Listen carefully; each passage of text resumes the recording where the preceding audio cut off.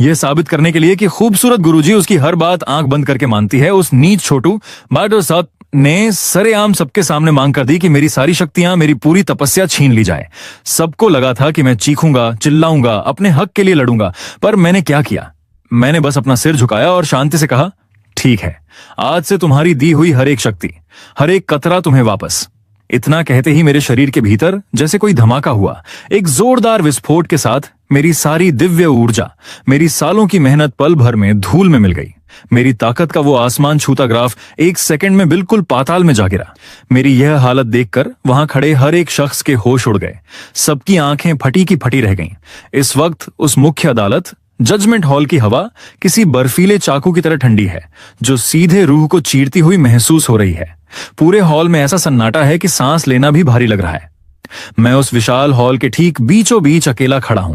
मेरे शरीर पर वही पुरानी घिसी हुई फीके नीले रंग की पोशाक है। यही आखिरी चीज बची है जो मेरी बची कुची इज्जत को ढके हुए है। मैं वहां पूरी ताकत से सीधा खड़ा तो हूं, लेकिन मेरा चेहरा कागज की तरह सफेद पड़ चुका है। चेहरे पर जिंदगी का कोई नामो निशान नहीं बचा, बस एक खालीपन है। उस ऊंचे सफेद संगमरमर के सिंहासन पर मेरी गुरुजी बैठी हैं, चिंगयुन संप्रदाय की स्वामिनी लियू रक्सवान। आज उन्होंने वो बर्फ जैसी नीली खूबसूरत पोशाक पहनी है। वो इतनी सुंदर दिख रही हैं कि इस दुनिया की लगती ही नहीं, लेकिन उतनी ही पथरीली और ठंडी भी हैं। उनकी वो आंखें जो कभी मेरे लिए ममता और अपनेपन से चमकती थीं, आज जब मेरी तरफ देख रही हैं तो उनमें इतनी नफरत और मायूसी है कि मुझे वहीं जमा कर राख कर दे। राघव एम, क्या तुम्हें अपनी गलती का एहसास है? अपनी खता कबूल करते हो? उनकी आवाज उस बड़े से हॉल की दीवारों से टकराकर गूंज रही है, जिसमें मेरे लिए अब रत्ती भर भी प्यार या भावना बाकी नहीं बची है। उनके ठीक बगल में वो चिकना खूबसूरत लड़का खड़ा है, अमन, मेरा छोटा गुरु भाई। वही लड़का जिसे गुरुजी ने 3 साल पहले अपना सबसे लाडला चेला बनाया था। इस वक्त उसके चेहरे पर इतनी चिंता और दर्द दिख रहा है कि कोई भी धोखा खा जाए। साला एक्टिंग तो ऐसी कर रहा है जैसे ऑस्कर इसी को मिलेगा। वो हाथ जोड़कर गुरुजी से कहता है, गुरु मां, आप प्लीज गुस्सा मत होइए। मुझे पूरा यकीन है कि बड़े भैया ने यह जानबूझकर नहीं किया होगा। वो बैंगनी ड्रैगन घास जो आपने खास तौर पर मेरे बेस को मजबूत करने के लिए रखी थी, वो बहुत कीमती थी। बड़े भैया से शायद अनजाने में गलती हो गई। हो सकता है उनका दिमाग ठिकाने ना हो, या किसी बुरी शक्ति ने उन पर काबू पा लिया हो। ऊपर से सुनने में ऐसा लग रहा है जैसे वो मेरे पैर पकड़कर मेरे लिए रहम की भीख मांग रहा है, लेकिन उसका एक एक शब्द किसी नुकीली कील की तरह है जो चोरी का वो झूठा इल्जाम सीधे मेरे माथे पर ठोकता जा रहा है। वो दुनिया को दिखा रहा है कि वो कितना महान है और मुझे सबके सामने चोर साबित कर रहा है। और उस हॉल के दोनों तरफ खड़े लोग बस तमाशा देख रहे हैं। उस अदालत के दोनों तरफ संप्रदाय के सारे बड़े बड़े बुजुर्ग और वो खास कोर चेले भरे बैठे थे। उनकी नजरें, भाई साहब, कोई तरस खा रहा था, कोई मजे ले रहा था, तो कोई ऐसी शक्ल बना रहा था जैसे मैंने उनकी भैंस खोल ली हो। उन सबकी गंदी नजरों ने मुझे बीच में ऐसे घेर रखा था जैसे कोई मकड़ी का झाला हो। चारों तरफ से फुसफुसाहटों की ऐसी आवाजें आ रही थीं, मानो कान में मक्खियां भिन भिना रही हों। अरे, ये तो वही है ना, अपने संप्रदाय का नंबर 1 जीनियस थू है। ऐसी हरकत करते हुए इसे शर्म नहीं आई? इसमें हैरान होने वाली क्या बात है? साला पिछले 3 साल से प्रैक्टिसिंग लेवल 9 पर अटका हुआ है, आगे बढ़ ही नहीं पा रहा। अब छोटा भाई अमन इतनी जल्दी आगे बढ़ रहा है तो इसकी जलकर राख तो होगी ही ना। जलन के मारे बौखला गया है। सही बात है, वो बैंगनी ड्रैगन घास सोए हुए टैलेंट को भी जगा देती है। इसने पक्का सोचा होगा कि उसे चुराकर खुद खा लेता हूं ताकि अटकी हुई शक्तियां बाहर आ जाएं। कितना एहसान फरामोश निकला। गुरु मां ने इसे पाल पोस कर इतना बड़ा किया और इसने छोटे भाई की थाली में ही छेद कर दिया। मैं इन सब बकवासों से अपना कान बंद किए चुपचाप खड़ा रहा। मैंने अपनी पीठ को और सीधा कर लिया, क्योंकि जब आप अंदर से साफ होते हो तो झुकते नहीं। लेकिन इन जाहिलों की नजर में मेरी यह खामोशी मेरा गुनाह कबूल करना था। इन्हें लगा कि मैं शर्म के मारे चुप हूं। मेरी गुरुजी लियू रक्सवान ने जब मेरा यह अड़ियल रवैया देखा तो उनकी आंखों की बची कुची उम्मीद भी खत्म हो गई। उनकी नजरें अब तीखे छुर्रे जैसी बन चुकी थीं। उन्होंने कड़क आवाज में कहा, कानून के रखवाले, सबूत पेश किया जाए। तभी काले कपड़ों में लिपटा एक बूढ़ा खूसट आगे आया। उसके हाथ में एक आलीशान जेड का डिब्बा था।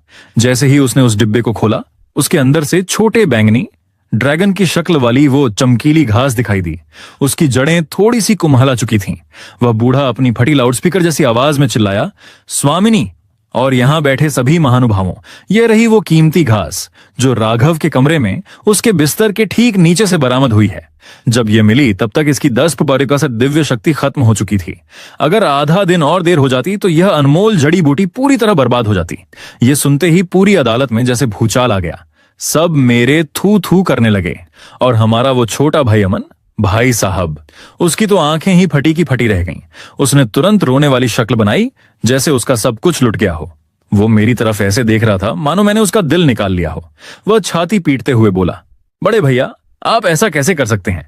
ये वो पवित्र घास थी जिसे गुरु मां ने कितनी मुश्किलों से अपनी जान दांव पर लगाकर सिर्फ मेरे लिए ढूंढ कर लाया था। आपने मेरा हक मार दिया। मतलब चोरी का माल मेरे बिस्तर के नीचे ये खुद रखकर आया और अब ऐसे रो रहा है जैसे सच में इसका नुकसान हुआ हो। वाह रे दुनिया। यह सुनते ही गुरुजी लियू रक्सवान का चेहरा एकदम काला पड़ गया।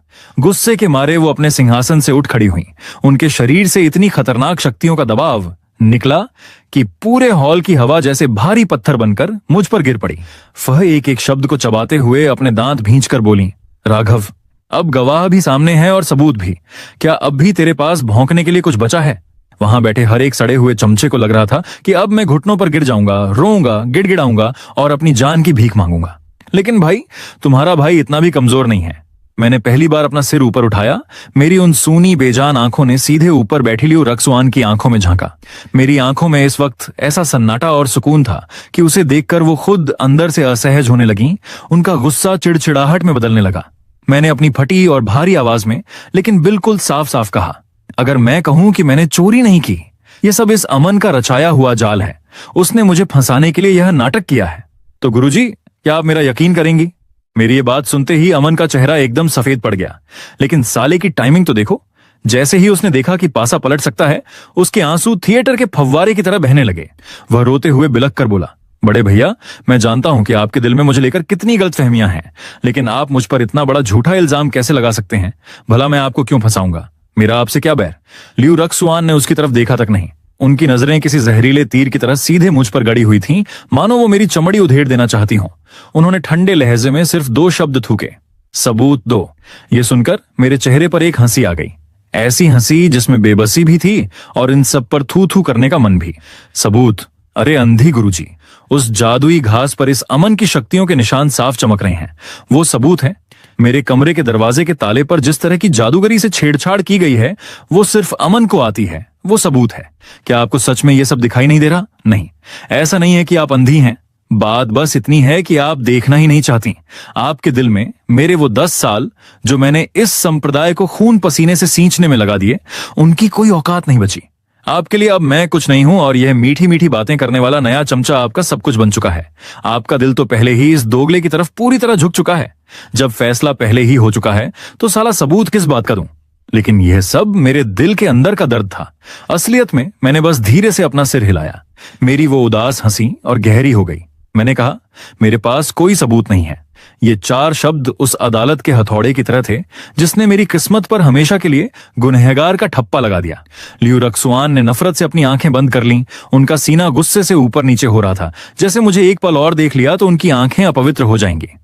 जब उन्होंने दोबारा आंखें खोली तो वो मेरी गुरुजी नहीं थीं। वो सिर्फ इस मतलबी चिंगयुन संप्रदाय की बेरहम स्वामिनी थीं।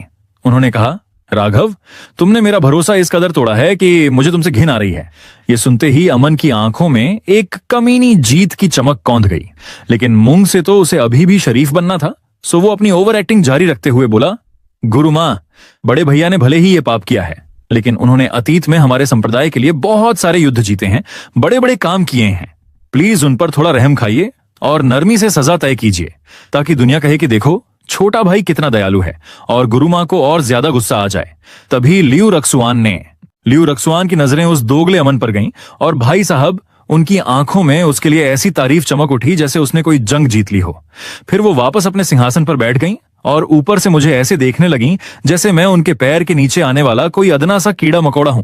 वह अपनी उसी घमंडी रोबीली आवाज में बोली, मानो कोई भगवान स्वर्ग से आर्डर दे रहा हो, राघव, तेरे पुराने एहसानों को याद रखते हुए मैं तुझे सुधरने का एक आखिरी मौका देती हूं। अभी के अभी घुटनों के बल बैठ, अमन से हाथ जोड़कर माफी मांग और हरजाने के तौर पर अपनी आधी शक्तियां उसे सौंप दें। बस फिर इस मामले को यहीं रफा दफा कर दिया जाएगा। वाह रे न्याय, इस नीच, घटिया और नंबर 1 के झूठे इंसान के सामने मैं घुटने टेकूं और अपनी ही मेहनत से कमाई हुई शक्तियां खुद अपने हाथों से इसे दान कर दूं। यह सुनकर मेरे चेहरे पर जो नफरत और ताने से भरी हंसी आई, वो अब अपनी हदें पार कर चुकी थी। मेरे शरीर के अंदर जो बची कुची आत्मा थी, वो अब गुस्से की आग में सुलगने लगी थी। मेरे दिल में इस गुरु शिष्य के खोखले रिश्ते के लिए जो थोड़ी बहुत वफादारी या इज्जत बची थी, वो इस एक फैसले से झलकर पूरी तरह राख हो गई। मैंने लियू रक्सवान के उस बेहद खूबसूरत लेकिन पत्थर जैसे ठंडे चेहरे को देखा, फिर उस अमन की उस मक्कार नौटंकीबाज शक्ल को देखा, और फिर आसपास खड़े उन गूंगे बहरे तमाशबीनों को देखा। मुझे सब समझ आ गया था। आज यहां कोई इंसाफ नहीं हो रहा था। साला ये तो एक पूरा जाल था। मेरे जैसे पूर्व जीनियस की इज्जत का कचरा करके इस नए लाडले अमन के स्वागत के लिए रेड कारपेट बिछाया जा रहा था। चलो, अगर तुम लोगों को यही तमाशा देखना है तो आज इस तमाशे की आग को इतनी ऊंची भड़काऊंगा कि तुम्हारा यह पूरा संप्रदाय झुलस जाएगा। मैंने एक गहरी सांस ली।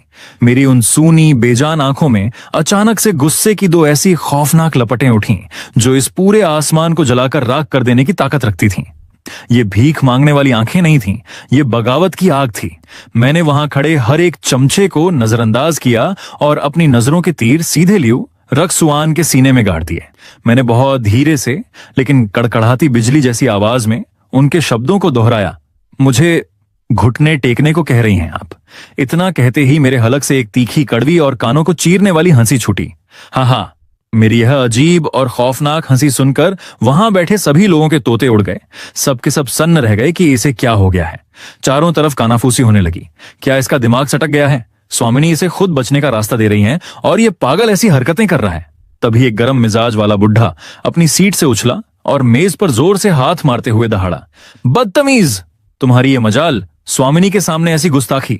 अमन ने भी देखा कि माहौल ज्यादा ही गर्म हो रहा है, तो वो फिर से अपनी चूड़ियां खड़काने लगा।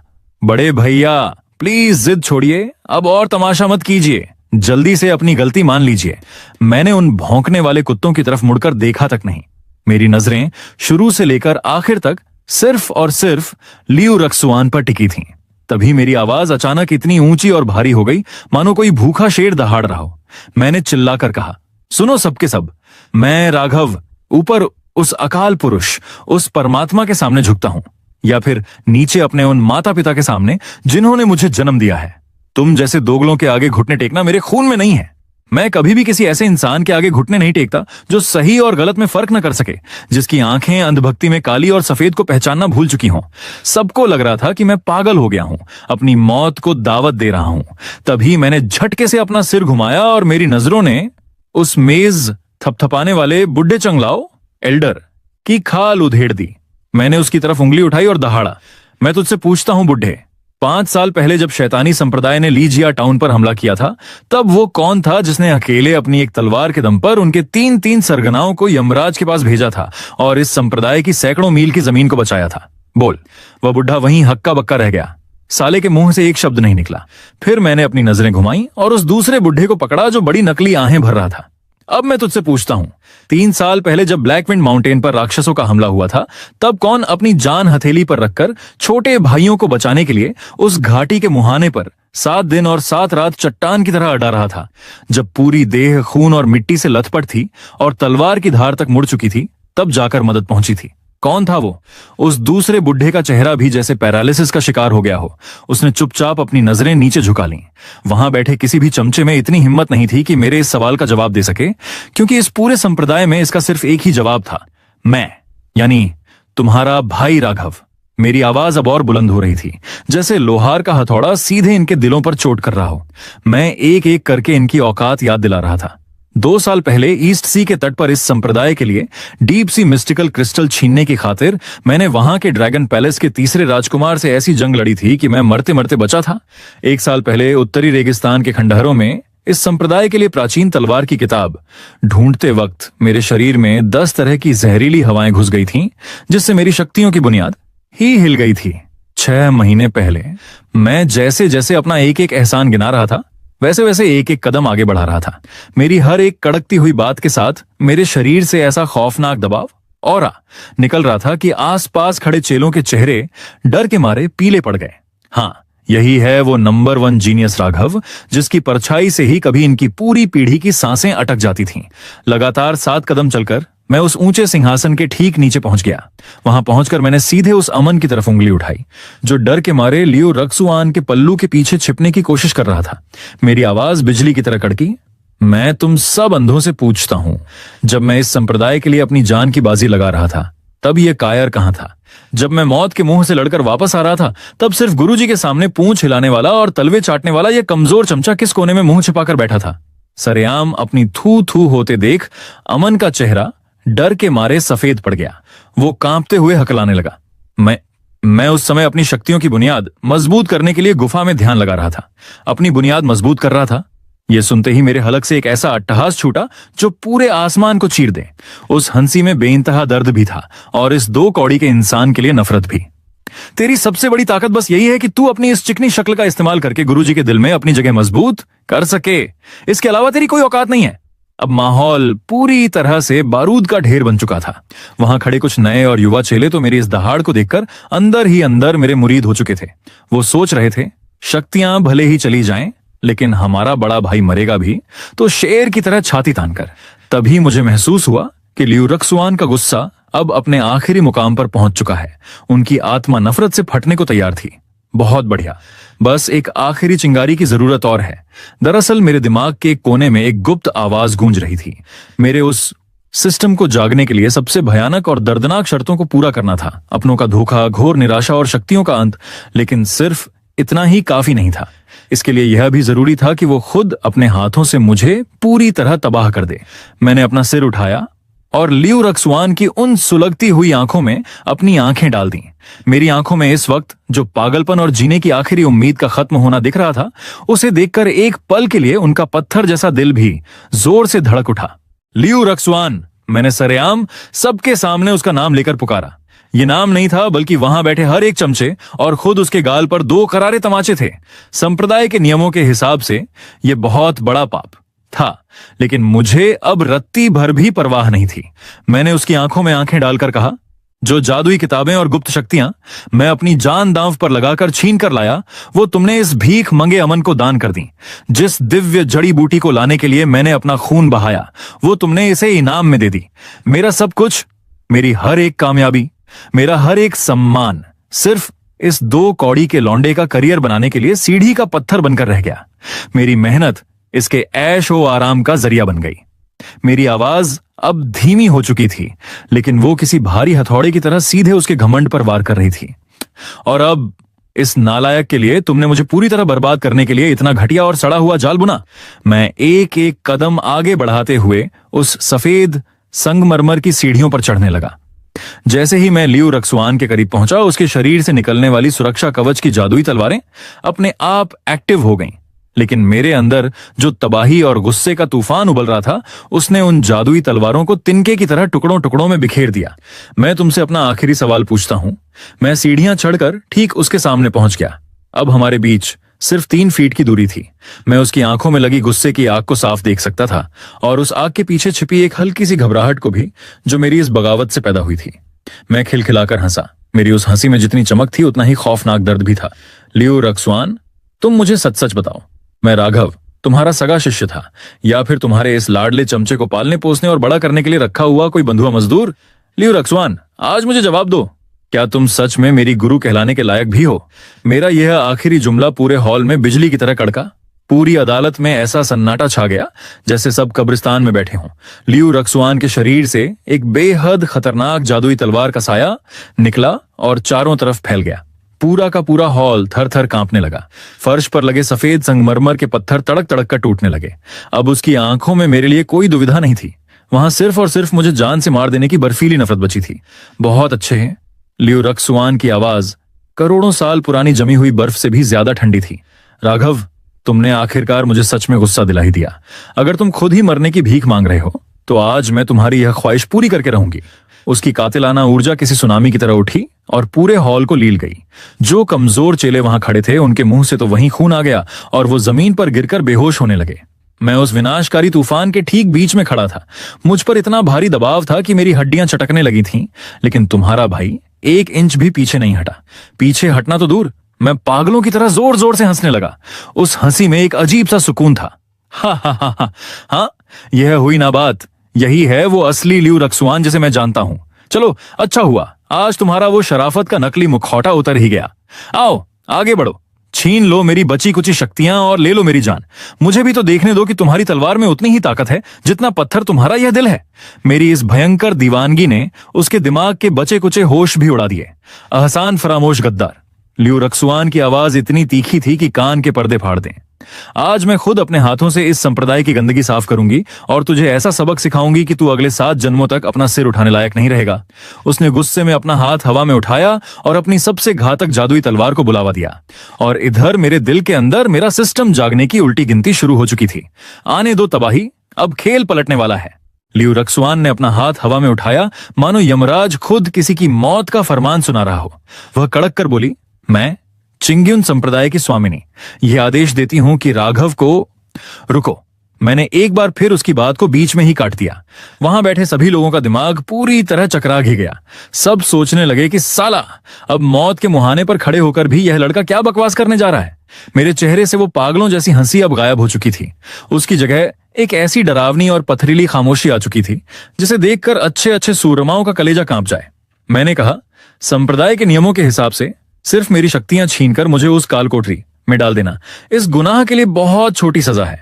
पूरी अदालत में जैसे किसी ने बम फोड़ दिया हो। लोग अपनी कुर्सियों से उछल पड़े, यहां तक कि खुद लियू रक्सुआन भी सन्न रह गई। साला दुनिया में पहला ऐसा कैदी देखा होगा जो खुद कह रहा है कि मुझे और कड़ी सजा दो। इन्हें क्या पता कि तुम्हारा भाई यहां गेम खेल रहा है। मैंने अपनी नजरें चारों तरफ घुमाई और आखिरी बार मेरी निगाहें लियू रक्सुआन के उस बर्फ जैसे ठंडे चेहरे पर आकर टिक गईं। मैंने एक एक शब्द पर जोर देते हुए कहा ताकि मेरी आवाज हॉल के कोने कोने तक जाए। हमारे पूर्वजों ने इस संप्रदाय की किताबों में सबसे खतरनाक और आखिरी सजा का जिक्र किया है। अगर कोई शिष्य अपने गुरु और संप्रदाय से गद्दारी करे तो उसे रिश्तों और शक्तियों के पूर्ण विनाश यानी दुआन दांव जुए चेन की सजा दी जाती है। ये नाम सुनते ही वहां बैठे उन सफेद दाढ़ी वाले बुढ़े के चेहरों का रंग ऐसे उड़ गया जैसे उन्होंने भूत देख लिया हो। एक बूढ़ा तो अपनी सीट से चिल्लाया, नहीं, ये पागलपन है, ये तो खानदान उजाड़ने वाली सजा है। पिछले कई हजार सालों से किसी को भी यह सजा नहीं दी गई है। तभी बगल में खड़े एक चेले ने कांपती आवाज में दूसरों को समझाया, भाई इस सजा का मतलब जानते हो? सिर्फ शक्तियां नहीं छीनी जाती बल्कि गुरु शिष्य का रिश्ता हमेशा के लिए कत्ल कर दिया जाता है। उसकी आत्मा के टुकड़े टुकड़े कर दिए जाते हैं और उसका पूरा अस्तित्व मिटा दिया जाता है। भैया आप अपना मानसिक संतुलन खो चुके हैं। अमन जोर से चीखा, लेकिन साले की आंखों में जो इस वक्त कमीनी खुशी चमक रही थी ना, वो मैं साफ देख पा रहा था। वो अंदर ही अंदर लड्डू फोड़ रहा था कि अब तो यह हमेशा के लिए रास्ते से साफ हो जाएगा। मैंने उसकी तरफ एक हिकारत भरी नजर डाली और कहा, मैं बिल्कुल होश में हूं। फिर मैंने वापस लियू रक्सुआन की तरफ देखा। मेरी आंखों में इस वक्त वो सुकून था जो सब कुछ गमवा देने के बाद किसी आजाद पंछी की आंखों में होता है। मैंने दहाड़ कर कहा, मैं राघव आज इस अदालत में यह ऐलान करता हूं, आज के बाद मेरा तुमसे, इस लियू रक्सुआन से कोई रिश्ता नहीं है। हमारे बीच का हर एहसान, हर भावना आज यहीं दफन होती है। मैं खुद इस सबसे भयानक सजा को गले लगाने के लिए तैयार हूं। लियू रक्सुआन, क्या तुझमें इतनी हिम्मत है कि तू खुद अपने हाथों से मुझे यह सजा दे सके? ये बात उसके गाल पर एक ऐसे तमाचे की तरह लगी जिसकी गूंज उसे ताउम्र सुनाई देगी। तुम मुझे बर्बाद करना चाहती हो ना? लो, मैं तुम्हें खुद मौका दे रहा हूं, एक ऐसा मौका जहां तुम मुझे सबसे दर्दनाक और बेरहम तरीके से अपने हाथों से मिटा सको। लियू रक्सुआन मुझे एक तक घूरती रही। उसने मेरी आंखों में वो जिद, वो पागलपन और एक अजीब सी उम्मीद सिस्टम के एक्टिव होने का इंतजार देखी जो उसकी समझ से बाहर थी। वो तो सोच रही थी कि मुझे काल कोठरी में सड़ाएगी ताकि मैं जिंदगी भर गिड़गिड़ाता रहूं, लेकिन मेरा हौसला उसकी सोच से कहीं ज्यादा मजबूत निकला। मैं घुटने टेककर जीने से बेहतर अपनी शर्तों पर राख हो जाना पसंद कर रहा था। बहुत अच्छे, अगर तुम्हारा घमंड इतना ही ऊंचा है तो आज मैं खुद इसे अपने हाथों से चकनाचूर करूंगी। तुम्हारी यह ख्वाहिश भी पूरी हुई। लियू रक्सुआन के चेहरे पर एक बेहद क्रूर और भयानक मुस्कान आ गई। उसने अपनी एक खूबसूरत सफेद उंगली हवा में उठाई। उसकी उंगली की नोक पर एक ऐसी जादुई तलवार की ऊर्जा बनने लगी जो चांदनी से भी ज्यादा ठंडी और किसी आरी से भी ज्यादा तेज थी। ये उसकी खुद की असली जादुई ताकत थी जो सीधे सामने वाले की शक्तियों की जड़ पर वार करती है। खत्म हो जा, उसने धीरे से यह शब्द थूका और वो जादुई रोशनी पलक झपकते ही हवा में गायब हो गई। अगले ही पल मुझे अपने पेट के पास एक ऐसा जानलेवा दर्द महसूस हुआ जैसे किसी ने दहकते हुए लोहे की रॉड मेरे अंदर घुसा दी हो। मैंने नीचे देखा, छाती पर बाहर कोई घाव नहीं था, लेकिन वो बर्फीली कातिल ऊर्जा मेरे शरीर के अंदर घुसकर सीधे मेरी उस जादुई आत्मा से जा टकराई जिसे मैंने 10 साल दिन रात एक करके सींचा। था। एक हल्की सी टूटने की आवाज आई। वो आवाज सिर्फ मुझे सुनाई दी, और उस एक आवाज के साथ मेरी पूरी दुनिया, मेरी सालों की मेहनत, मेरे जज्बात, सब के सब ताश के पत्तों की तरह ढह गए। मेरे शरीर के अंदर की पूरी जादुई शक्ति ऐसे बहने लगी जैसे किसी बांध के टूटने पर पानी बहता है। पर कोई बात नहीं लियो रक्सवान, जितना गहरा तूने मुझे जख्म दिया है, मेरा सिस्टम अब उतना ही तगड़ा रिबूट होगा। जैसे ही वो बांध टूटा, मेरे शरीर के अंदर की पूरी जादुई शक्ति किसी पागल बाढ़ की तरह बाहर बहने लगी। मेरी वो बेमिसाल ताकत, सालों की तपस्या, मेरी काबिलियत, सब कुछ पल भर में पूरी तरह स्वाहा हो गया। उस वक्त जो दर्द हुआ, भाई साहब, ऐसा दर्द था जिसे शब्दों में बयां करना भी नामुमकिन है। ऐसा लगा जैसे मेरे पेट के अंदर कोई जिंदा बम फट गया हो और उसकी आग मेरी एक एक नस को पिघलाती हुई पूरे शरीर में फैल गई हो। मेरी हड्डियां कड़कड़ा रही थीं, नसें फट रही थीं, लेकिन उस जानलेवा दर्द के बीच भी मेरे चेहरे पर एक बेहद अजीब और डरावनी मुस्कान आ गई। हाँ, यही तो चाहिए था। मेरी जादुई आत्मा पूरी तरह तबाह हो चुकी है। सिस्टम की वो नामुमकिन शर्त आज आखिरकार पूरी हो गई। अब मेरा यह खाली और कमजोर हो चुका शरीर उस भयानक दबाव को और नहीं झेल सका। जैसे पेड़ से टूटा हुआ कोई सूखा पत्ता हवा में उड़ जाता है, वैसे ही लियू रक्सवान की उस जादुई तलवार के झटके ने मुझे हवा में उड़ा दिया। मैं उस आलीशान अदालत के जंगले को पार करता हुआ सीधे पीछे बनी उस खौफनाक, अंतहीन और अंधेरी गहरी खाई की तरफ गिरने लगा। मैं हवा में था और नीचे मौत मेरा इंतजार कर रही थी। तेज हवाएं मेरे कानों के पास किसी सायरन की तरह चीख रही थीं। मेरा शरीर बहुत तेजी से उस अनंत अंधेरे की गहराई में नीचे गिरता जा रहा था। गिरते गिरते मैंने आखिरी बार ऊपर उस अदालत की रोशनी की तरफ देखा, जहां वो सब खड़े तमाशा देख रहे थे। चलो लियू रक्सवान, बहुत बहुत शुक्रिया तुम्हारा, और तुम्हारे इस पालतू चमचे अमन का भी। तुम दोनों ने मिलकर मुझे वहां पहुंचा दिया जहां से अब मैं एक नया इतिहास लिखूंगा। जैसे ही दुनिया की नजरों में मेरा अंत हो रहा था, ठीक उसी पल मेरी रूह के सबसे गहरे कोने में मेरे दिमाग के अंदर एक एकदम कड़क, रोबोटिक और जानी पहचानी आवाज गूंज उठी। बीप। होस्ट की जादुई आत्मा के पूरी तरह नष्ट होने की पुष्टि हो चुकी है। सिस्टम को एक्टिवेट करने की सबसे कठिन और आखिरी शर्त सफलतापूर्वक पूरी कर ली गई है। गॉड लेवल सिस्टम पूरी तरह एक्टिवेट हो रहा है। लो भाई, तुम लोगों ने तो मुझे मरा हुआ समझकर खाई में फेंक दिया, लेकिन तुम्हें क्या पता कि तुम्हारा भाई अब सीधे गॉड मोड ऑन करके वापस आने वाला है। अब जो तबाही आएगी उसके लिए अपना संप्रदाय बचाकर रखना। गहरी खाई में गिरने का सिलसिला खत्म ही नहीं हो रहा था। ऐसा लगा जैसे मैं पाताल के भी नीचे धंसा जा रहा हूं। मेरी चेतना, मेरा होश हवा में टिमटिमाते हुए किसी बुझते दिए की तरह था, जो कभी भी पूरी तरह बुझ सकता था। अंधेरे में गिरते वक्त एक आखिरी बार मेरे दिमाग में लियू रक्सवान का वो पत्थर जैसा चेहरा और अमन की वो मक्कार शक्ल फ्लैशबैक की तरह आई और फिर शीशे की तरह चकनाचूर हो गई। भाई साहब, सच बताऊं तो जब वो सोड हार्ट टूटा ना, तो उसके साथ मेरी जिंदगी के सारे जज्बात, सारा प्यार, सारी नफरत और सारे रिश्ते नाते भी टूट कर बिखर गए। अब दिल में सिर्फ एक गहरा सन्नाटा था। धड़ाम! मेरा शरीर बहुत ऊंचाई से सीधे किसी बेहद ठंडी और सख्त चीज पर जाकर गिरा। उस भयानक चोट और असहनीय दर्द ने मेरे दिमाग की बची कुची बत्ती भी बुझा दी और मैं पूरी तरह बेहोश हो गया। लेकिन उस बेहोशी के अंधेरे में डूबने से ठीक पहले मेरे कानों में एक बार फिर वही कड़क आवाज आई। बीप। डिवाइन सोड ड्रॉइंग साइन इन सिस्टम सफलतापूर्वक एक्टिवेट हो चुका है। तलवारों का कब्रिस्तान और ये जानलेवा दर्द। भाई साहब, ऐसा दर्द जैसे किसी ने मेरी आत्मा को निकालकर मिक्सी में पीस दिया हो। मैं किसी अलार्म से नहीं, बल्कि इसी जानलेवा दर्द की वजह से तड़प कर होश में आया। जैसे ही मैंने अपनी भारी आंखें खोली, मेरे नथुनों में सड्डन धूल और लोहे के जंग की एक ऐसी भारी बदबू आई कि दम घुटने लगा।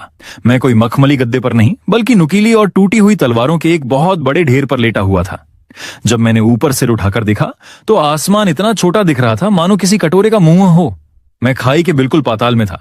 मेरे चारों तरफ जहां तक नजर जा रही थी, सिर्फ और सिर्फ टूटी हुई तलवारों का कब्रिस्तान था। करोड़ों अरबों बिखरी हुई और जंग लगी तलवारों के पहाड़ खड़े थे। और सबसे डरावनी बात, हर एक तलवार के ऊपर से काले रंग का एक जहरीला धुआं निकल रहा था। ये उन तलवारों की मौत के बाद बची हुई नफरत, गुस्सा और कातिलाना गुस्सा था। साफ शब्दों में कहूं तो यह साला नरक का भी बाप था। यहाँ की हवा में वो काला धुआं किसी छोटे छोटे चाकुओं की तरह तैर रहा था, जो सीधे मेरी चमड़ी को छीलते हुए मेरी हड्डियों के गूदे तक में घुस रहा था। मेरी अभी की हालत उस मौत से भी बदतर थी जो लियू रक्सवान मुझे देना चाहती थी। ताकत पूरी तरह खत्म, शरीर की एक एक हड्डी टूटी हुई। मैं एक जिंदा लाश बन चुका था, जो बस यहां तड़प तड़प कर मरने का इंतजार कर रहा था। मैंने मन ही मन हंसते हुए खुद से कहा, वाह लियू रक्सवान, मेरे रहने के लिए तूने क्या शानदार 5 स्टार होटल चुना है। मान गए तेरी नफरत को। अब आया असली बाप, तभी उस खौफनाक सन्नाटे को चीरती हुई मेरे दिमाग में वही रोबोटिक और कड़क आवाज फिर से गूंजी। लेकिन इस बार यह आवाज मेरे लिए जिंदगी का पैगाम लेकर आई थी। बीप, सिस्टम एक्टिवेशन सफल। होस्ट का नाम राघव। वर्तमान स्थिति मरणासन्न, बिल्कुल मौत के करीब। वर्तमान स्थान चिंगेयुन संप्रदाय का प्रतिबंधित क्षेत्र, तलवारों का महाकब्रिस्तान। अलर्ट, इस स्थान पर गॉड लेवल साइन इन किया जा सकता है। न्यूबी टास्क चालू हो रहा है। न्यूबी टास्क, इस तलवारों के कब्रिस्तान के दायरे में कोई भी एक तलवार ढूंढकर उसे बाहर निकालें और अपना पहला साइन इन पूरा करें। यह सुनते ही मेरी उन धुंधली और बेजान आंखों में अचानक एक नई चमक आ गई। मैंने मन ही मन कहा, तो मेरे प्यारे सिस्टम, यही है वो इक्का जो तूने मेरी जान दांव पर लगवाकर मेरे हाथ में थमाया है। मैंने अपनी बची कुची पूरी ताकत बटोरी और बड़ी मुश्किल से अपनी गर्दन घुमाई। मुझे अपने ठीक बगल में एक कबाड़ हो चुकी जंग लगी हुई आधी टूटी तलवार जमीन में ढंसी दिखाई दी। लो बताओ, सिर्फ एक तलवार खींचनी है और साइन इन हो जाएगा? इतना आसान? चलो फिर आज यही सही। मैंने कांपते हुए अपना हाथ उस तलवार की तरफ बढ़ाया। भाई साहब, हाथ क्या हिल रहा था। ऐसा लग रहा था जैसे कोई मेरे पूरे शरीर के जोड़ों को हथौड़े से तोड़ रहा हो। पर जैसे तैसे मेरी कांपती हुई उंगलियों ने उस ठंडी और जंग लगी तलवार के हत्थे को छू ही लिया। जैसे ही मैंने उसे छुआ, उस टूटी तलवार के अंदर छिपी बरसों की नफरत और जहरीला धुआं सोड मियाज़मा एक काले नाग की तरह मेरी बांह से लिपटकर मेरे शरीर के अंदर घुसने लगा। मेरा पुराना दौर याद आ गया। एक वक्त था जब मैं इस जैसे हजार काले नागों को अपनी एक फूंक से उड़ा देता था। लेकिन आज मेरी हालत ऐसी थी कि एक चींटी भी मुझे लात मारकर चली जाए। मेरे पास इस जहर को रोकने की कोई ताकत नहीं थी। लेकिन तुम्हारा भाई हार मानने वालों में से नहीं है। मैंने अपने दांत इतनी जोर से भींचे कि मसूड़ों से खून बाहर आ गया। मुझे पता था कि यही मेरा पहला और आखिरी मौका है, या तो पार या सीधे ऊपर का टिकट। मैंने अपनी पांचों उंगलियां उस तलवार की मूठ पर कस दी और अपने टूटे हुए हाथ में अपनी आखिरी सांस की ताकत झोंक दी। चल बेटा, बाहर आ। मेरे हलक से किसी घायल भेड़िए जैसी एक दबी हुई चीख निकली। 1 इंच, 2 इंच, वो टूटी हुई जंग लगी तलवार उस मलबे में से धीरे धीरे बाहर आने लगी। और जैसे ही उस तलवार की आखिरी नोक जमीन से पूरी तरह बाहर आई, डिंग। भाई साहब, मेरे दिमाग में एक ऐसी सुरीली घंटी बची कि लियो रक्सुआन का वो घमंड और अमन की वो चूड़ियां उस आवाज के सामने फीकी पड़ गईं। महा इनाम, गॉड मोड एक्टिवेटेड। हन वुडिंग, बधाई हो, आपने तलवारों के कब्रिस्तान में अपनी पहली तलवार खींचकर साइन इन पूरा कर लिया है। न्यूबी मिशन सफलतापूर्वक संपन्न। बोनस धमाका, आपकी पहली कोशिश पर super critical crush reward activate हो गया है। जपरेकिकर्स इनाम, फ्लॉलेस स्टेनलेस सोड हार्ट की दोबारा स्थापना। जैसे ही सिस्टम के वो शब्द खत्म हुए, मेरे उस उजाड़ और टूटे हुए डांटियन के अंदर अचानक कहीं से सोने जैसी चमकीली और गुनगुनी ऊर्जा का एक सैलाब उमड़ पड़ा। ये जादुई रोशनी इतनी प्यारी और नरम थी कि इसने मेरे टूटे हुए पुराने स्वॉर्ड हार्ट के टुकड़ों को सहलाया। लेकिन सिस्टम ने उन्हें सिर्फ वेल्डिंग करके जोड़ा नहीं, ना बाबा ना, उसने उन पुराने कचरा टुकड़ों को पूरी तरह पिघलाकर खत्म कर दिया और उसकी जगह एक बिल्कुल नया कांच की तरह चमकता हुआ एकदम परफेक्ट और दुनिया का सबसे ताकतवर स्टेनलेस सोड हार्ट बनाना शुरू कर दिया। बूम! जैसे ही वो पवित्र दिल पूरी तरह बनकर तैयार हुआ, मेरे शरीर से एक ऐसी खतरनाक और तीखी सोड ऑरा निकली जो मेरी पुरानी ताकत से कम 100 गुना ज्यादा ताकतवर थी। अब असली मजा देखो। वो काला जहरीला धुआं जो कुछ देर पहले बड़े बड़े सूरमाओं के फेफड़े गलाकर उन्हें मौत की नींद सुला सकता था, वो इस नए बेदाग दिल को देखते ही ऐसे पागल हो गया जैसे मुफ्त की दावत मिल रही हो। वो सारा का सारा जहर छींटियों की तरह मेरी तरफ भागने लगा। लेकिन जैसे ही वो जानलेवा काला धुआं मेरी चमड़ी से टकराया, वो जादुई रूप से बिल्कुल साफ और पवित्र हो गया। उसकी सारी गंदगी और नफरत पल भर में फिल्टर हो गई और बची सिर्फ ब्रह्मांड की सबसे प्यूरेस्ट सोड छी। मेरे उस नए बेदाग दिल ने उस पूरी ऊर्जा को एक ही घूंट में ऐसे गटक लिया जैसे कोई प्यासा पानी पीता है। मेरा वो सूखा और बंजर पड़ा दंटियन, जो रेगिस्तान बन चुका था, इस मूसलाधार बारिश से 1 सेकंड में लबालब भर गया। यही नहीं, मेरे शरीर के सारे गहरे जख्म, मेरी वो टूटी हुई पसलियां और रीढ़ की हड्डी, सब के सब इतनी तेजी से जुड़ने लगे कि मैं अपनी आंखों से अपनी खाल को दोबारा बनते देख सकता था। बस कुछ ही सेकंड के अंदर मुझे ऐसा महसूस होने लगा कि जैसे ही वह जादुई ऊर्जा मेरे रग रग में दौड़ी, पूरे शरीर में एक बिजली का झटका लगा और वो जानलेवा दर्द ऐसे गायब हो गया जैसे गधे के सिर से सींग। मैं उस टूटी तलवारों के मलबे से झटके के साथ उठकर बैठ गया। मैंने नीचे अपने दोनों हाथों को देखा। भाई साहब, उंगलियों को मोड़ते ही ऐसा लग रहा था जैसे हाथों में कोई डायनामाइट फटा हो। गजब की विस्फोटक ताकत महसूस हो रही थी। भले ही मेरा लेवल अभी भी सिर्फ शुरुआत का QI रिफाइनिंग स्टेज दिखा रहा था, लेकिन इस ताकत की क्वालिटी और क्वांटिटी मेरे पुराने पीक फॉर्म को भी 100 बार धोकर रख दे, ऐसी थी। और सबसे मजेदार बात, अब मेरे लिए यह पूरी दुनिया ही बदल चुकी थी। मेरी इस नई समझ की बदौलत यह जो कब्रिस्तान दूसरों के लिए सन्नाटे और मौत की जगह था, वो मेरे लिए किसी मेले की तरह गुलजार हो गया था। यहां बिखरी हर एक टूटी तलवार का अधूरा सपना, उसका गुस्सा, उसका दर्द, मुझे ऐसे साफ साफ महसूस हो रहा था जैसे वो मुझसे बातें कर रही हों। यह जगह दूसरों के लिए साला साक्षात नरक थी, पर तुम्हारे भाई के लिए तो यह जन्नत का दरवाजा बन चुकी थी। एक ऐसा खजाना जो कभी खत्म ही नहीं हो सकता। हाँ, पहले तो मेरे हलक से एक धीमी हंसी निकली, पर धीरे धीरे वो हंसी इतनी तेज होती गई कि पूरे पाताल की गहराई उस गूंज से थर थर कांपने लगी। अब इस हंसी में बेबसी या दर्द का एक कतरा भी नहीं था, इसमें सिर्फ बर्फीली नफरत और दुश्मनों को मसल देने की खुशी थी। मैंने ऊपर उस धुंधले आसमान की तरफ देखकर कहा, लियू रक्सवान, तूने सोचा था कि तूने मेरी सोड हार्ट को कुचल दिया, पर तेरे इस घमंड ने अनजाने में मेरे लिए भगवानों वाला पवित्र दिल तैयार कर दिया। और ओ अमन, तूने मुझे इस गहरी खाई में लात मारी ताकि मैं सड़ जाऊं, पर तेरी इस घटिया चाल ने मुझे सीधे शक्तियों के साम्राज्य में पहुंचा दिया। तुम दोनों मुझे इस मिट्टी में हमेशा के लिए दफन करना चाहते थे ना, पर तुम जाहिल ये भूल गए कि मैं कोई लाश नहीं, एक बीज हूं। तुम दोनों का सबसे भयानक दुस्वप्न आज इसी वक्त से शुरू होता है। मैं अपने पैरों पर खड़ा हो गया। जब मेरी नजरें इस अनंत काल तक फैले तलवारों के कब्रिस्तान पर पड़ी तो मेरी आंखें किसी भूखे भेड़िए की तरह चमक उठीं। मैंने सोचा, अगर सिर्फ एक बार तलवार खींचकर साइन इन करने पर मुझे यह गॉड लेवल का इनाम मिल सकता है, तो सोचो अगर मैं यहां 100 बार, 1000 बार या 10,000 बार साइन इन करूं तो क्या बवाल मचेगा। मैंने बिना देर के पास पड़ी एक जंग लगी लोहे की तलवार पर हाथ रखा और उसे खचाक से बाहर खींच दिया। डिंग, दोबारा तलवार खींची गई। साइन इन सफल। इनाम, हाई ग्रेड हीलिंग पिल X1। मैंने तुरंत दूसरी तलवार पकड़ी और उसे भी हवा में लहरा दिया। डिंग, एक और तलवार खींची गई। साइन इन सफल। इनाम, फास्टिंग पिल जिससे भूख नहीं लगती X1। यह देखकर मेरे चेहरे पर एक शातिर मुस्कान आ गई। इस कब्रिस्तान में करोड़ों तलवारें दफन थीं, जिसका सीधा सा मतलब था कि मेरे पास इन इमामों का कभी ना खत्म होने वाला स्टॉक था। लियू रक्सवान, इस बार जब मैं यहां से बाहर निकलूंगा ना, तो तुम्हारे इस पूरे घमंडी चिंग्यून संप्रदाय को अपने पैरों के नीचे कुचल कर रख दूंगा। इस पाताल की गहराइयों में ना कोई सुबह थी ना कोई शाम, चारों तरफ सिर्फ अंतहीन अंधेरा और डरावनी खामोशी थी। यही वो नजारा था जो होश में आने के बाद मुझे सबसे पहले दिखा था। लेकिन अब मुझे, यानी तुम्हारे भाई राघव को, यह जगह संप्रदाय के उन ढोंगी और तथाकथित हरे भरे बगीचों से लाख गुना ज्यादा खूबसूरत और सुकून देने वाली लग रही थी। कम से कम यहाँ के पत्थरों में अमन जैसा दोगलापन और लियू रक्सवान जैसा अंधापन तो नहीं था। और फिर मैंने अपना वो पागलपन से भरा काम शुरू कर दिया, सिर्फ तलवारें खींचना। मैंने इस एक ही एक्शन को इतनी बार, इतनी 1000 बार दोहराया कि खुद मेरी उंगलियां गिनती भूल गईं। शुरुआत में मैंने सिर्फ उसी जगह के आसपास की तलवारों को निशाना बनाया जहां मैं होश में आया था, लेकिन शुरुआत में मैं बस उसी जगह के आसपास घूमकर तलवारें खींचता रहा जहां मुझे होश आया था। सच कहूं तो वहां की तलवारें कबाड़ के भाव वाली थीं, वही सड़ी गली तलवारें जो सेक्ट के सबसे बाहरी और 2 कौड़ी के चेले इस्तेमाल करते हैं। हालत यह थी कि उन्हें जोर से छू भी दो तो वो वहीं पाउडर बन जाएं, लेकिन अपना सिस्टम तो अपनी धुन में मस्त था। डिंग, तलवार खींची गई। साइन इन सफल। इनाम, ची कंडेंसिंग पाउडर का एक पैकेट। डिंग, एक और तलवार बाहर। साइन इन सफल। इनाम, जिनचंग फ्लूइड की एक शीशी। डिंग, फिर से तलवार बाहर। साइन इन सफल।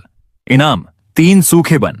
भाई साहब, सिस्टम जो इनाम दे रहा था वो एकदम अतरंगी और मिक्स वेज टाइप के थे, शुरुआत में मिलने वाले नौसिखिया आइटम। लेकिन तुम्हारा भाई भी नो रिजेक्शन मोड पर था। जो आया सब कबूल। दवाइयों की गोलियों को तो मैंने ऐसे चबाया जैसे बचपन में संतरे की टॉफी चबाते थे। रही बात उन सूखे बनों की, तो उन्हें मैंने लात मारकर एक तरफ फेंक दिया, क्योंकि साला यहां शक्तियों की बारिश में भूख प्यास तो वैसे ही मिट चुकी थी। धीरे धीरे मैंने इस खेल का एक असली पैटर्न समझ लिया। नियम यह था कि तुम जितनी दमदार और भारी तलवार बाहर खींचोगे, सिस्टम तुम्हें उतना ही छप्पर फाड़ इनाम देगा। बस फिर क्या था, तुम्हारा भाई कबाड़ के इस ढेर में से हीरा ढूंढने वाला प्रोफेशनल कबाड़ी बन गया। इस लोहे के कब्रिस्तान में मेरी आंखें अब सिर्फ कीमती माल ढूंढ रही थीं। करीब आधे दिन तक भटकने के बाद मैं लगभग 10,000 तलवारों से बनी एक छोटी पहाड़ी के सामने आकर रुका। मेरी नजरें उस पहाड़ी के नीचे दबी एक चिंगफंग सोड पर जाकर टिक गईं। भले ही वो बीच से टूटी हुई थी, लेकिन उसकी बॉडी पर अभी भी एक हल्की सी स्पिरिचुअल ग्लो बाकी थी। इसे देखते ही मैं ताड़ गया कि यह पक्का संप्रदाय के किसी खास इंटरनल डिसाइपल से के चेले की तलवार रही होगी। मैं स्टाइल से आगे बढ़ा, उसके हत्थे को पकड़ा, एक लंबी सांस ली और पूरी ताकत से खींच दिया। खचाक, डिंग। बधाई हो, आपने इस कब्रिस्तान में लगातार 10वीं बार एक बेहतरीन तलवार खींचकर मील का पत्थर पार किया है। इनाम सीसवी पिल्स, मैरो क्लेंजिंग पिल्स, एक्स 10 शीशियां। इतना सुनते ही मेरे सामने हवा में व्हाइट जेड की 10 छोटी छोटी खूबसूरत शीशियां तैरने लगीं। उनसे जो खुशबू आ रही थी ना भाई साहब, उसे सूंघते ही मेरा दिमाग एकदम तरोताजा हो गया। शारीरिक शुद्धि की गोलियां, ये कोई ऐसी वैसे चीज नहीं थी। संप्रदाय के जो खुद को बहुत बड़ा 30 मार खां और कोर जीनियस समझते हैं ना, उन्हें कुई रिफाइनिंग लेयर 7 पर पहुंचने के बाद बड़ी मिन्नतें करके सिर्फ एक ऐसी गोली नसीब होती है। और यहां मेरे सामने सीधे 10 शीशियां थीं, यानी पूरी 100 गोलियां। तुम्हारा भाई यहां कोई भंडारा करने तो आया नहीं था, इसलिए बिना कोई रहम खाए मैंने तुरंत पहली शीशी का ढक्कन खोला और अंगूर के आकार की 10 गोलियों को एक साथ मुंह में डाल लिया। और भाई, उन्हें मैंने ऐसे चबाया जैसे कोई मूंगफली के दाने चबाता है। कच कच, कचर कचर। अगले ही पल उन गोलियों की खौलती हुई जादुई ताकत मेरे अंदर ब्लास्ट कर गई। मुझे ऐसा लगा जैसे मैं कोई इंसान नहीं बल्कि एक जलता हुआ ज्वालामुखी बन गया हूं। मेरी चमड़ी कोयले जैसी गर्म हो गई और शरीर का एक एक पोर चौड़ा हो गया। फिर जो तमाशा शुरू हुआ वो देखने लायक था। मेरे शरीर के अंदर की सारी गंदगी, सारा कचरा और झर एकदम काली, गाढ़ी और बदबूदार स्वेट बनकर खाल से बाहर उबलने लगा। सच बताऊं तो वो एहसास बहुत ही घटिया और दर्दनाक था। ऐसा लग रहा था जैसे किसी ने मेरे फेफड़ों और अंतड़ियों को बाहर निकालकर लोहे के ब्रश से रगड़ दिया हो। लेकिन राघव नाम है मेरा। लियू रक्सुआन के दिए दर्द के आगे ये दर्द तो कुछ भी नहीं था। मैंने अपनी भौहें थोड़ी सी सिकोड़ी, पालथी मारकर बैठा और चुपचाप अपने उस स्टेनलेस सोर्ड हार्ट को एक्टिवेट कर दिया। जैसे ही वो काली गंदगी मेरे शरीर से बाहर निकली, इस कब्रिस्तान की हवा में घूम रहे उस तलवारों के काले धुएं ने उस गंदगी को पल भर में भस्म कर दिया। मेरे शरीर की पुरानी सूखी और जली हुई चमड़ी पपड़ी बनकर कड़कड़ाते हुए टूटने लगी और उसके नीचे से ऐसी चमकीली, गोरी और मखमली त्वचा बाहर आई जैसे किसी नवजात बच्चे की होती है। इस शुद्ध के बाद मुझे अपना शरीर इतना हल्का महसूस हो रहा था मानो मैं हवा में तैर सकता हूं।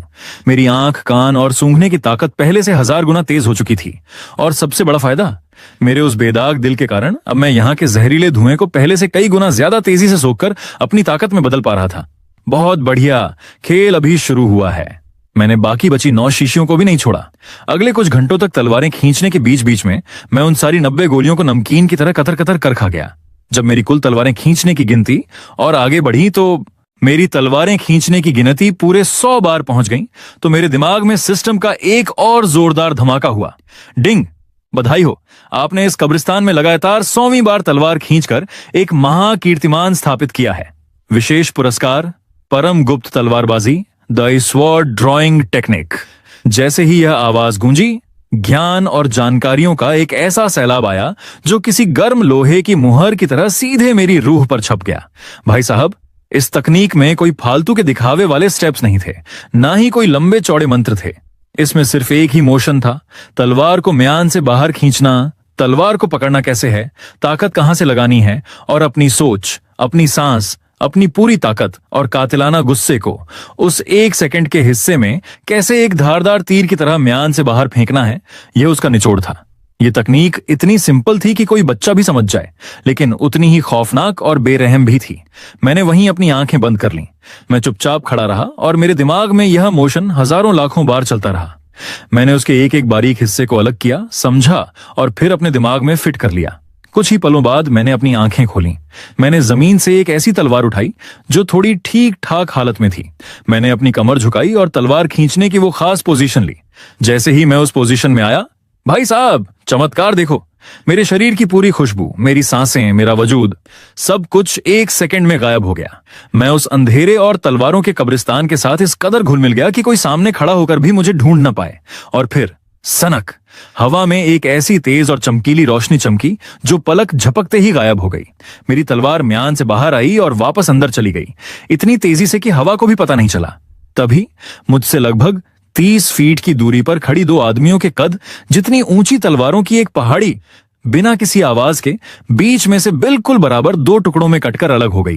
वो कटान इतनी चिकनी और साफ थी कि साला कोई भी उसमें अपना चेहरा देखकर कंघी कर ले। मैंने अपनी हाथ की तलवार को देखा और फिर दूर उस कटे हुए पहाड़ को। मेरे चेहरे पर एक सुकून भरी मुस्कान आ गई। इस एक वार में मैंने अपनी जादुई QE का एक कतरा भी इस्तेमाल नहीं किया था। यह सिर्फ और सिर्फ मेरी बॉडी की ताकत और उस कमाल की तकनीक का जलवा था। लेकिन इसका पावर संप्रदाय के उन ओरोमा QI रिफाइनिंग पीक के सूरमाओं के आखिरी और सबसे खतरनाक वार के बराबर था। जब सिर्फ बेसिक तकनीक का यह हाल है तो सोचो आगे क्या क्या गदर मचेगा। मेरा उत्साह अब 7वें आसमान पर था और मैंने और तेजी से तलवारें खींचना शुरू कर दिया। इस मनहूस और अंधेरी जगह पर वक्त की कोई औकात नहीं थी। मुझे नहीं पता था कि वहां 1 दिन बीता, 10 दिन बीते या पूरा 1 महीना गुजर गया। मुझे बस इतना पता था कि मैं उस कब्रिस्तान के अंदर कई किलोमीटर तक धंस चुका था। अब मेरे आसपास वो सड़ियल और कबाड़ तलवारें नहीं थीं, बल्कि ऐसी तलवारें थीं जिनके अंदर अपनी एक स्पिरिचुअल आर्टिफैक्ट्स बाकी थीं। और इसी बीच मेरे तलवार खींचने का आंकड़ा 1000 बार पार कर गया। ढिंग, महाबधाई, आपने इस कब्रिस्तान में 1000 बार तलवार खींचने का असंभव टास्क पूरा कर लिया है। बम परिणाम, आपकी शक्तियों का लेवल सीधे बढ़ाकर फाउंडेशन एस्टैब्लिशमेंट रेल्म लेयर 7 किया जाता है। बूम! यह सुनते ही मेरे अंदर जो जादुई ऊर्जा का सैलाब फूटा, वो इससे पहले मिले सारे इनामों को मिला दिया जाए तो भी उसके सामने एक बूंद जैसा था। सिस्टम के खजाने से निकलकर वो बेइंतहा ताकत किसी जंगली जानवर की तरह बेरहमी से मेरे शरीर के अंदर ठूंस दी गई। मेरे डांटियन के अंदर जो जादुई ऊर्जा पहले सिर्फ धुएं और गैस के रूप में तैर रही थी, वो इस भारी दबाव के कारण पागलों की तरह गोल गोल घूमने लगी। वहां ऊर्जा का एक बहुत बड़ा वॉर्टेक्स बन गया और उस चक्रवात के ठीक बीच में जादुई ताकत की एक चमकीला लिक्विड स्पिरिचुअल एनर्जी धीरे से टपकी। 1 बूंद, 2 बूंद, और देखते ही देखते मेरा पूरा पेट उस आलीशान लिक्विड ताकत से लबालब भर गया। जब वो पानी जैसी चमकीली लिक्विड छी मेरे पूरे पेट में लबालब भर गई तो भाई साहब, फाउंडेशन एस्टैब्लिशमेंट का वो मुकाम हासिल हो गया जिसे पाने के लिए लोग आधी जिंदगी खपा देते हैं। वो तुम्हारे भाई ने यहां लेटे लेटे और खेल खेल में हासिल कर लिया। एक ऐसी खतरनाक और बेमिसाल ताकत का सैलाब मेरे रग रग में, मेरी एक एक हड्डी और नस में दौड़ने लगा, जो मैंने आज से पहले कभी महसूस नहीं की थी। यही नहीं, मेरी सोचने और महसूस करने की दिमागी ताकत भी किसी ब्लास्ट की तरह इतनी बढ़ गई कि वो एक अदृश्य बहुत बड़े जाल की तरह फैली और उसने पल भर में आसपास के 100 मील के पूरे इलाके को अपने घेरे में ले लिया। इस कब्रिस्तान का पूरा नक्शा पहली बार मेरे दिमाग में एकदम शीशे की तरह साफ साफ छप गया। तब मुझे समझ आया कि साला यह जगह कोई मामूली खाई नहीं है, बल्कि यह तो जमीन के अंदर ढंसा हुआ एक बहुत बड़ा डरावना कुआं है। और मैं अब भी जिस जगह पर खड़ा हूं वो तो इस कुएं का सिर्फ सबसे ऊपरी और सतही हिस्सा है। जैसे जैसे कोई इस कुएं में नीचे जाएगा, वहां दफन तलवारों का लेवल और उनकी औकात उतनी ही खतरनाक होती जाएगी। मुझे साफ महसूस हो रहा था कि थोड़ा और नीचे जाने पर ऐसी तलवारों के कंकाल दफन हैं जो ट्रेजर आर्टिफैक्ट्स की थीं। और उस कुएं के सबसे आखिरी, सबसे गहरे पाताल में एक ऐसा काला अंधकार था जहां मेरी यह नई गॉड लेवल दिमागी ताकत भी अंदर नहीं झांक पा रही थी। वहां कातिलाना धुआं इतना गाढ़ा हो चुका था कि वो बिल्कुल ठोस पत्थर जैसा बन चुका था। खैर, जहां नीचे पाताल में मैं अपनी इस नई आसमान छूती ताकत को महसूस करके मुस्कुरा रहा था, वहीं ऊपर जमीन पर बसे उस घमंडी चिंगयुन सेक्ट के मुख्य महल में सन्नाटा पसरा हुआ था। रात के इस घने अंधेरे में जब पूरी दुनिया सो रही है, लियू रक्सवान, वही औरत जिसने अपने ही हाथों से मेरी शक्तियां छीनी, मेरे स्वाभिमान का कचरा किया और मुझे चोर साबित करके इस नरक में फेंक दिया, वह इस वक्त उस ठंडे सफेद संगमरमर के सिंहासन पर बिल्कुल अकेली बैठी थी। आसपास कोई चमचा नहीं था, ना ही वो नौटंकीबाज अमन उसके पास था जो अपनी मीठी बातों से उसका दिल बहला सके। उस विशाल, खाली और ठंडे महल में वो अकेली बैठी उस अंधेरे को घूर रही थी। शायद उसके दिल के किसी कोने में अब वो अकेलापन और ग्लानि धीरे धीरे डंक मार रही थी जो उसने मेरे साथ किया। पर लियू रक्सवान, अब बहुत देर हो चुकी है। तूने सोचा था कि तूने राघव की कहानी खत्म कर दी, लेकिन तूने तो सिर्फ मेरी किताब का पहला पन्ना पलटा है। अब जब मैं इस पाताल की गहराइयों से बाहर निकलूंगा तो तेरे इस आलीशान महल का एक एक पत्थर रोएगा। उसकी खास जादुई तलवार ice and fire flying sword इस वक्त उसके सामने हवा में तैर रही थी। उसकी ठंडी नीली चमक लियू रक्सवान के उसी खूबसूरत लेकिन पत्थर जैसे चेहरे पर पड़ रही थी। उसे पूरा यकीन था कि तुम अब तक उस गहरी खाई में गिरकर मर चुके होगे, तुम्हारी हड्डियां तक गल चुकी होंगी। उसकी नजर में राघव नाम का वो अध्याय हमेशा के लिए बंद हो चुका था और सारे रिश्ते नाते टूट चुके थे। लेकिन ना जाने क्यों पिछले कुछ दिनों से उसका दिल रह रहकर जोर से धड़क उठता था। अंदर से एक अजीब सी बेचैनी उसे खाए जा रही थी।